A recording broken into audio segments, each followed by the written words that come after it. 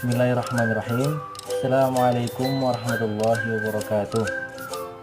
Hai semuanya, perkenalkan, nama saya Muhammad Rifal Lubis, asal Serdang Bedagai, Prodi Manajemen Dakwah dari kelas MDC.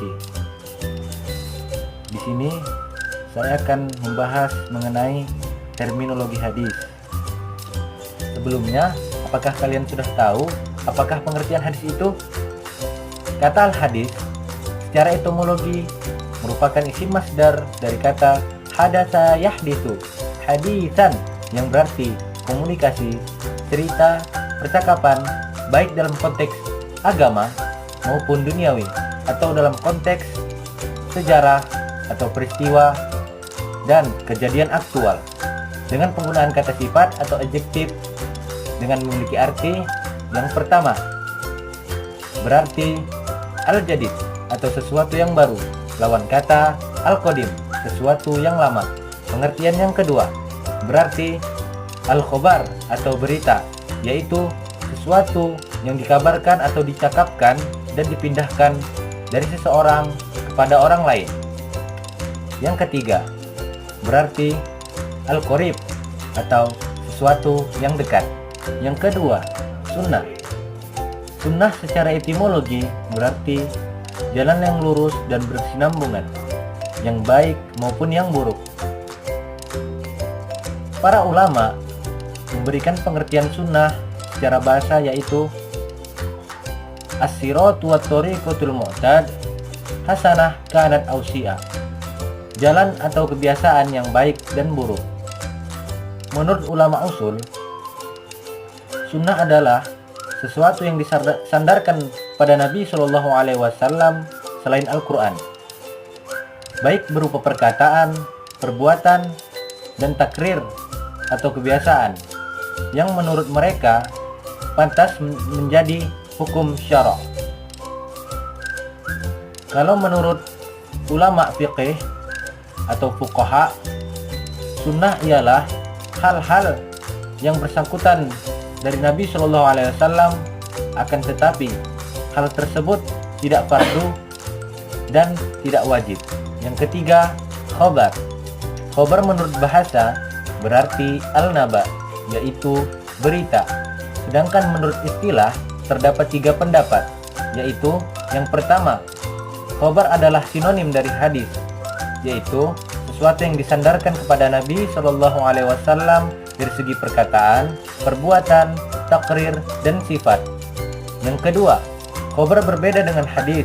Hadis adalah sesuatu yang berasal dari Nabi, sedangkan khobar adalah berita yang datang dari selain Nabi atas dasar dengan muhadditsin. Sedangkan mereka yang berkecimpung dalam kegiatan sejarah dan sejenisnya disebut akhbari. Yang ketiga, khobar lebih umum dari hadis. Hadis adalah sesuatu yang berasal dari Nabi Shallallahu Alaihi Wasallam, sedangkan khobar adalah sesuatu yang datang dari Nabi atau dari selain Nabi atau orang lain. Maka seorang ahli al-hadis atau ahli as-sunnah. Yang keempat, atsar. Atsar secara etimologi berarti baqiyat al-syai', yaitu sisa atau peninggalan sesuatu. Sedangkan pengertiannya secara terminologi ada 2 pendapat. Yang pertama, atsar adalah sinonim dari hadis, yaitu segala sesuatu yang berasal dari Nabi Shallallahu Alaihi Wasallam. Yang kedua, atsar adalah berbeda dengan hadis. Jumhur ulama cenderung menggunakan istilah khobar dan atsar untuk segala sesuatu yang disandarkan kepada Nabi Shallallahu Alaihi Wasallam dan demikian juga kepada sahabat dan tabi'in. Namun, para fuqaha Khurasan membedakannya dengan mengkhususkan al-mauquf, yaitu berita yang disandarkan kepada sahabat dengan sebutan atsar, dan al-marfu', yaitu segala sesuatu yang disandarkan kepada Nabi Shallallahu Alaihi Wasallam dengan istilah khobar. Dan sekarang saya akan membahas tentang kedudukan dan fungsi hadis. Pada masa Rasulullah Shallallahu Alaihi Wasallam tidak ada sumber hukum selain Alkitab atau Al-Quran dan Al-Sunnah. Di dalam Allah Ta'ala terdapat pokok-pokok yang bersifat umum bagi hukum-hukum syariat tanpa pemaparan rincian keseluruhannya dan pencabangannya, kecuali yang sejalan dengan pokok-pokok yang bersifat umum itu, yang tidak pernah berubah oleh bergulirnya waktu dan tidak berkembang lantaran keragaman manusia dan lingkungan dan tradisi masing-masing. Semua tetap begitu hingga Al-Quran merealisasikan gerakan humanitas yang menyeluruh dan kemajuan intelektualitas masyarakat serta menyebarkan keadilan dan kebahagiaan di setiap masa.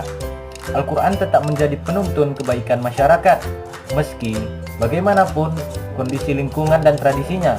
Umat manusia dapat menemukan di dalamnya ajaran yang dapat memenuhi kebutuhan pembentukan hukum untuk mencapai kedinamisan dan kemajuan. Di samping itu, kita juga bisa menemukan di dalamnya ajaran akidah, ibadah, kisah-kisah umat masa lampau, etika umum. Secara global, sunnah sejalan dalam Al-Quran, menjelaskan yang mubaham, merinci yang mujmal, membatasi yang mutlak, mengkhususkan yang umum, dan menguraikan hukum-hukum dan tujuannya.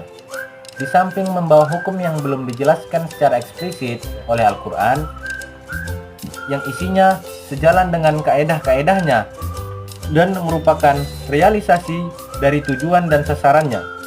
Dengan demikian, sunnah merupakan tuntunan praktis terhadap apa yang dibawa oleh Al-Quran, suatu bentuk praktek yang mengambil bentuk pengejawatannya yang beragam. Terkadang merupakan amal yang muncul dari Rasulullah SAW, terkadang merupakan perkataan yang beliau sabdakan pada suatu kesempatan, dan kadang merupakan perilaku atau ucapan sahabat Rasulullah SAW. Lalu beliau melihat perilaku itu atau mendengar ucapan itu, kemudian memberikan pengakuan. Beliau tidak menentang atau mengingkari, tetapi hanya diam atau justru menilai baik. Itulah yang disebut takrir dari beliau. Dalil-dalil tentang kehujahan hadis. Yang pertama, Al-Quranul Karim. Di dalam Al-Quran terdapat banyak yang menjelaskan tentang kewajiban taat kepada Rasulullah SAW. Yang dimaksud mengembalikan kepada Allah adalah mengembalikan kepada Al-Quran dan kembali kepada Rasulullah SAW. Mayoritas ulama cenderung berpendapat bahwa yang dimaksud Al-Quran dan atau Al-Hikmah dalam ayat-ayat itu adalah sunnah Rasulullah SAW. Berdasarkan kenyataan ini, maka sebenarnya Allah Subhanahu wa Ta'ala juga menyebut secara eksplisit dalam Al-Quran kewajiban mengamalkan sunnah, sebagaimana di dalam ayat-ayat lain kewajiban taat kepada Rasulullah SAW. Semua itu merupakan dalil bertumpuk kepada sunnah dan dijadikan salah satu sumber pembentukan syariat dalam Islam. Yang kedua, hadis-hadis Nabi SAW. Adapun hadis-hadis Nabi yang menjelaskan tentang kehujahan sunnah atau hadis adalah Rasulullah bersabda, "Aku tinggalkan kepada kalian dua perkara. Kalian tidak akan tersesat selama masih berpegang kepada keduanya, yaitu kitabullah dan sunnahku."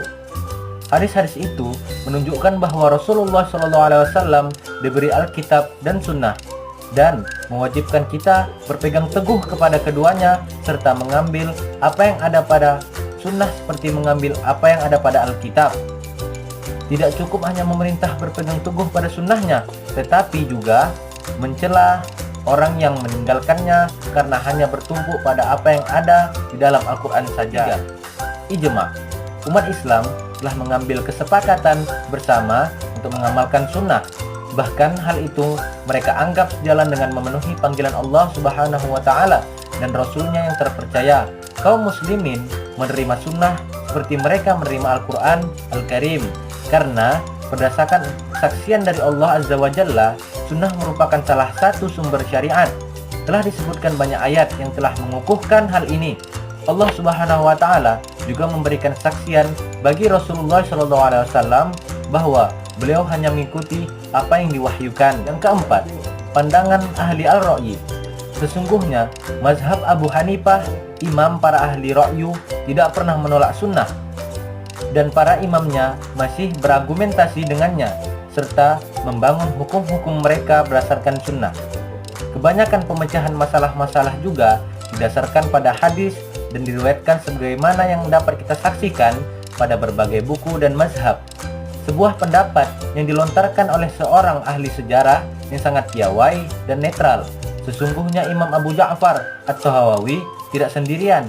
Masih banyak lagi tokoh mazhab Hanafi dan ahli hadisnya yang melakukan hal serupa. Bahkan banyak juga di antara mereka yang menjadi tokoh hafiz dan ahli hadis yang disebutkan oleh Syekh Muhammad Zaid Al-Kautari rahimahullah dalam muqaddimah bukunya Nas Ar-Royah, berjumlah lebih dari 100 orang ahli hadis. Kelima, pandangan para fuqaha.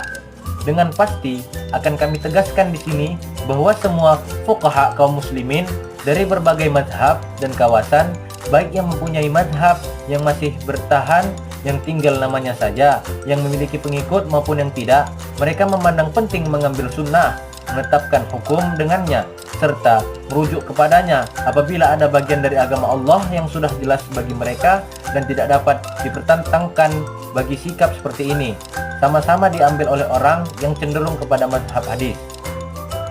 Mungkin hanya ini yang bisa saya sampaikan. Wassalamualaikum warahmatullahi wabarakatuh.